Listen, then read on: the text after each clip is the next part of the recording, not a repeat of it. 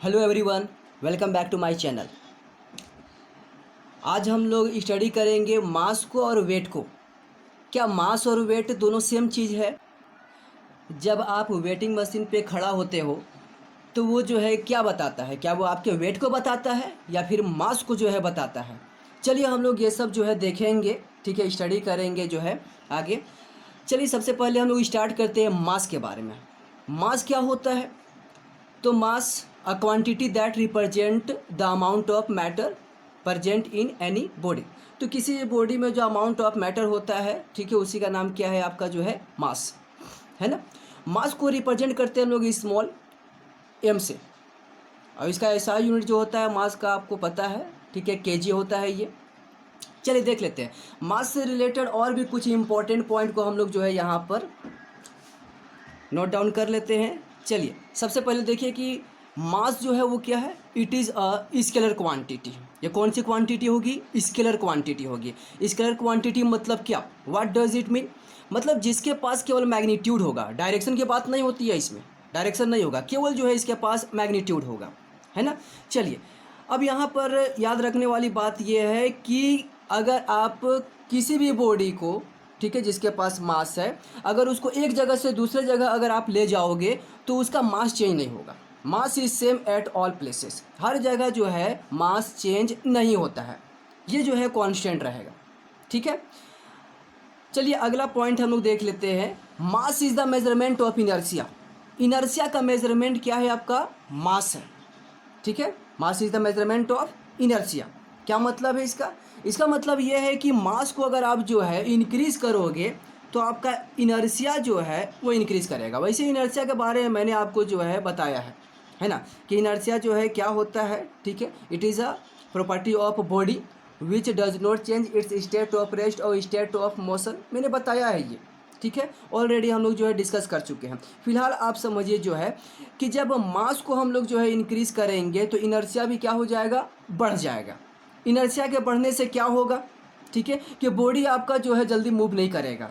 अगर आप small force apply करते हो तो उससे बॉडी का मूवमेंट नहीं होगा, ज़्यादा फिर आपको जो है फोर्स अप्लाई करना होगा, तब जाके जो है वो बॉडी जो है वो मूव करेगा, है ना।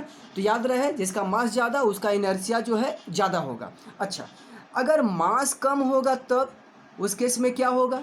देख लीजिए, मास अगर जो है कम करोगे तो इनर्शिया भी क्या हो जाएगा? उस बॉडी का इनर्शिया भी जो है डिक्रीज कर जाएगा। क्या मतलब है इसका? मतलब ये है आपका कि इनर्शिया डिक्रीज हो गया, मतलब थोड़ा सा फोर्स आप अप्लाई करोगे ना, बॉडी जो है मूव कर जाएगा, ठीक है। स्मॉल फोर्स अगर आप अप्लाई करोगे तो बॉडी क्या होगा? बॉडी विल मूव, ये मूव कर जाएगा, ठीक है। तो मास छोटा होने से इनर्शिया छोटा हो जाता है, ठीक है। इनर्शिया छोटा का मतलब क्या है कि स्मॉल फोर्स अगर अप्लाई करोगे तो बॉडी जो है ये मूव कर जाएगा, ठीक है। Is it clear to all? चलिए बाबू, अब हम लोग क्या करते हैं, आगे जो है वेट को देख लेते हैं। वेट, ये रहा वेट। तो वेट को हम लोग समझते हैं, फिर देखें क्या दोनों जो है सेम था कि दोनों जो है डिफरेंट है, अलग है। चलिए वेट को सबसे पहले देखते हैं। वेट जो है क्या होता है? तो the weight is the force applied on the object by the earth due to gravity, ठीक है। जब कोई भी ऑब्जेक्ट जो है, ठीक है, जब मैंने आपको बताया था, ठीक है, कि कोई ऑब्जेक्ट जब फ्रीली जो है वो गिरता है तो उस केस में क्या होता है बाबू, ठीक है, उसके ऊपर जो है फोर्स लगता है, फोर्स ऑफ ग्रेविटेशन। ये फोर्स ऑफ ग्रेविटेशन जो है किसके वजह से लगता है? अर्थ के कारण। तो इसके ऊपर हमेशा जो है फोर्स लग रहा है, तो जो फोर्स लग रहा है ना वही क्या है? वेट है।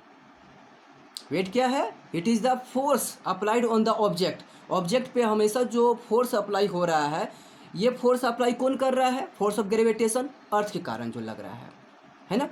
तो इसको हमेशा आप याद रखें कि वेट जो है क्या होता है? तो वेट है आपका जो है फोर्स। ये जो है बॉडी के ऊपर फोर्स लगता है, ये फोर्स जो है कौन लगाता है? तो ये जो है अर्थ के कारण लगता है, बॉडी के ऊपर, बॉडी के ऊपर, ठीक है। जो फोर्स ऑफ ग्रेविटेशन लगता है, ठीक है, वही है आपका जो है फोर्स।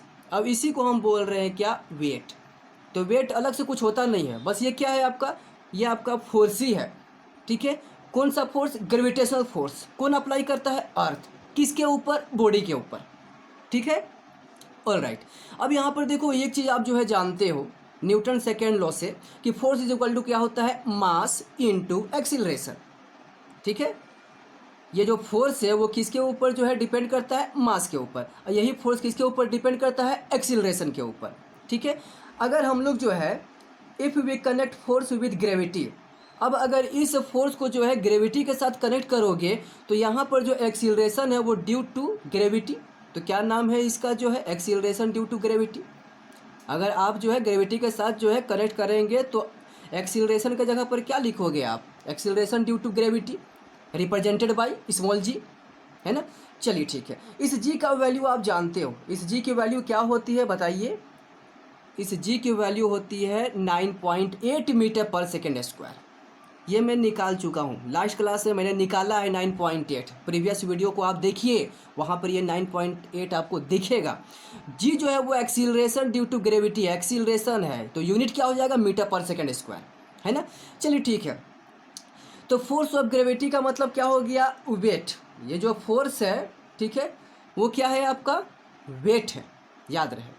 ये जो फोर्स है आपका, ये आपका जो है वेट है। तो फोर्स बराबर ऊपर में आपने देखो क्या आपने लिखा है, मास इनटू जो है जी, देख रहे हो आप। तो यही जो है फोर्स जो है वो क्या है आपका, इसी फोर्स को क्या लिखेंगे हम लोग, वेट लिखेंगे।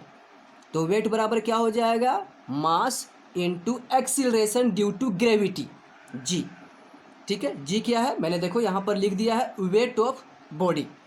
अच्छा, एसआई यूनिट क्या होगा वेट का, वेट का एसआई यूनिट क्या होगा, तो वेट फोर्स है, तो फोर्स का जो यूनिट होता है वही वेट का होगा।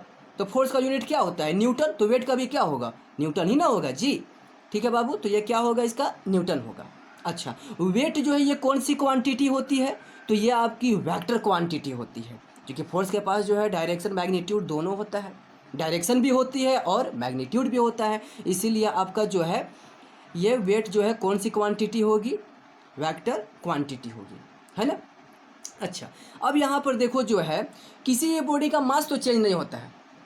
हमने सबसे पहले जो है मास को ही स्टडी किया, हमको पता क्या चला कि मास जो है चेंज नहीं होता है। अगर मास कांस्टेंट है तो ये जो वेट है वो किसके ऊपर डिपेंड करेगा, वो किसके ऊपर डिपेंड करेगा, तो वो जी के ऊपर डिपेंड करेगा। मतलब ये जो जी आप देख रहे हो एक्सीलरेशन ड्यू टू ग्रेविटी, अगर ये चेंज होगा, ये अगर चेंज होगा बाबू, तो ये भी क्या होगा, ये भी चेंज हो जाएगा। तो अब अगर मैं आपसे पूछूंगा बता दो बाबू जो है कि मून पर जो है आपका वेट क्या होगा, क्या सेम रहेगा, इंक्रीज करेगा, डिक्रीज करेगा, क्या होगा बताइए। तो मैं बता दूं कि मून पे जो जी की वैल्यू होती है ना, वो अर्थ का जो है, अर्थ का क्या होता है, ये 1/6 times of acceleration due to gravity on the earth. तो ये जो आप देख रहे हो 1/6 होता है, मतलब डिक्रीज। तो अगर जो है मून पे जी की वैल्यू जो है कम होती है अर्थ से, ठीक है, 1/6 होती है, तो वेट भी आपका क्या होगा, वहाँ पे आपका वेट कम हो जाएगा, आपका वेट क्या हो जाएगा, कम हो जाएगा। तो प्लेस टू प्लेस जो है वेट आपका जो है चेंज होगा, मगर मास आपका चेंज नहीं होगा। आप जो वेट कराते हो ना बाबू, आप वेटिंग मशीन के ऊपर जो है, वेटिंग मशीन के ऊपर जो आप खड़े होते हो, ठीक है, तो ये वेटिंग मशीन जो आपको बता रहा है 60 kg, ये 60 kg क्या है आपका, तो आपका वेट थोड़ी बताता है, वो बता रहा है आपके मास को बता रहा है, आपके मास को बता रहा है। अगर आप बोलते हो कि मेरा वेट जो है 60 kg है, अरे नहीं, आपका वेट 60 kg नहीं है बाबू, आपका मास जो है वो 60 kg है। हाँ, अगर आप वेट निकालना चाहते हैं तो आपको फिर क्या करना होगा, वेट इज इक्वल टू होता है mass into acceleration due to gravity. तो आपको अपने मास को, मान लो 60 kg है, उसको जो है आपको जी से क्या करना पड़ेगा, मल्टीप्लाई करना पड़ेगा। और जी की वैल्यू क्या होती है, 9.8 मीटर पर सेकेंड स्क्वायर, 9.8 मीटर पर सेकेंड स्क्वायर, इससे आपको मल्टीप्लाई करना होगा, तब जाके जो है आपका वेट निकलेगा। Is it clear to all, ठीक है। तो इस चीज़ को जो है आपको समझना है ना बाबू। तो मास और वेट हमको अभी तक जो समझ में आया कि जो है हम लोगों ने क्या पढ़ा, मास अलग चीज़ है, वेट अलग है, ठीक है। मास क्या है, अमाउंट ऑफ मैटर, ठीक है, प्रेजेंट इन एनी बॉडी, जबकि वेट क्या है, it is the force applied on the object by the earth. तो दोनों अलग अलग चीज़ है, सेम चीज़ नहीं है। बातें समझ में आ रही है। चलिए ठीक है स्टूडेंट्स, तो आपको अगर ये वीडियो अच्छा लगा then hit the like button and subscribe the channel. Thank you.